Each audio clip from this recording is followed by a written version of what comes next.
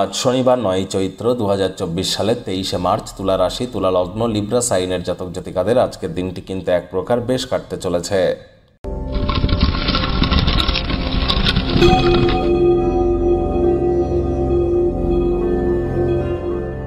ভিডিওটির শুরুতেই স্ক্রিনে আপনারা দেখতে পাচ্ছেন শনিদেবের প্রণাম মন্ত্র। ওম নীলাঞ্জন চয়প্রক্ষং রবি সুতং মহাগ্রহম ছায়া গর্ভ সম্ভুতং তং নমামি শনেশ্বরম। এটি শনি মন্দিরে গিয়ে আপনারা অবশ্যই 108 বার বলতে পারেন, না পারলে অন্তত 21 বার, অথবা সন্ধেবেলার সময় আপনারা 108 বার অথবা 21 বার নিজের গৃহে বসেই জপ করুন, অত্যন্ত উপকৃত হবেন। বর্তমানে শনি কিন্তু উদিত হয়েছেন এবং শনির সাথে মঙ্গলের সংযোগ চলছে। এপ্রিল মাস 2024-এর অত্যন্ত গুরুত্বপূর্ণ বছরের প্রথম সূর্যগ্রহণ।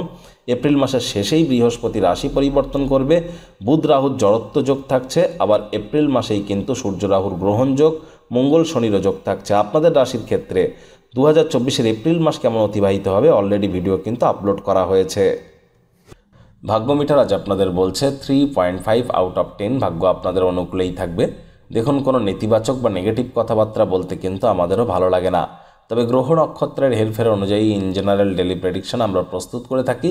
যাদের চন্দ্র রাশি তুলা অর্থাৎ মুন সাইন লিব্রা, এই গণনা তাদেরই কিন্তু অধিকাংশ ক্ষেত্রে খাটবে। আজ কায়িক পরিশ্রমের কারণে শরীরে ক্লান্তি অনুভব করতে পারেন। ওজন বুঝে ভোজন গ্রহণ করুন, রাস্তাঘাটে সাবধানে গাড়ি ঘোড়া চালান। অবসরকালীন সময়ে মন্দির, মসজিদ, গুরুদ্বারা ভ্রমণ করুন। আধ্যাত্মিক কর্তাপত্রীদের সংস্পর্শে যান, মানসিক শান্তি পাবেন। আজ আপনাদের সন্তান সন্ততি থেকে থাকলে তাদের স্বাস্থ্যগত কারণে অতিরিক্ত অর্থ কিন্তু ব্যয় হতেই পারে। আজ ব্যয়বহুল একটি দিন, খরচ বাড়তে চলেছে। নতুন উদ্যোগ পরিকল্পনার পাশাপাশি নতুন নির্মাণ কার্যকে আজ পিছিয়ে দিন। চাকরিজীবী যারা আছেন অফিসে কম কথা বলে কাজ বেশি করুন। মনের থেকে মস্তিষ্ককে বেশি দাম দিন। কোনো প্রকার অফিস পলিটিক্স বা গসিপিংয়ের অংশ যেন হবেন না, বসের কিন্তু নজরে পড়ে যেতে পারেন। রাজনীতিবিদ যারা আছেন জনসংযোগ বৃদ্ধি করুন। কঠোর কায়িক পরিশ্রমের কোনো বিকল্পই কিন্তু নেই। শিক্ষার্থী বিদ্যার্থীদের পড়াশোনায় মনোযোগ আরও বৃদ্ধি করতে হবে। উচ্চশিক্ষার জন্য যারা বিদেশ যাত্রার কথা ভাবছিলেন, ভাগ্যদেবী আজ আপনাদের পক্ষে নেই। আজ আপনাদের সন্তান সন্ততি থেকে থাকলে তাদের এদিকে কঠোর সজাগ দৃষ্টি বজায় রাখুন। অসৎ সঙ্গে কিন্তু চলেই যেতে পারে। চোখে চোখ রেখে খুব ইজিলি মিথ্যে কথা বলে দিতে পারে।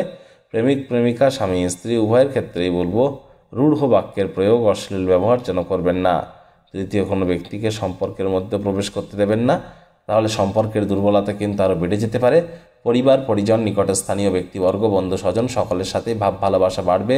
পরিবারের প্রতি সকল প্রকার দায়িত্বকে সঠিক সময়ের মধ্যে যদি পালন করতে পারেন তাহলে আপনারা নিজেরাই কিন্তু উপকৃত হবেন। কারোর সাথে কোনো ভুল ভাব বিনিময় বা বার্তা বিনিময় দিনটিকে নিষ্প্রাণ করে দিতে পারে। ওয়েট অ্যান্ড ওয়াচ পলিসি গ্রহণ করুন। হুটহাট করে রেগে যেতে পারেন। বয়োজ্যেষ্ঠদের সাথে তর্ক যেন করবেন না। ক্রোধকে নিয়ন্ত্রণে রাখুন।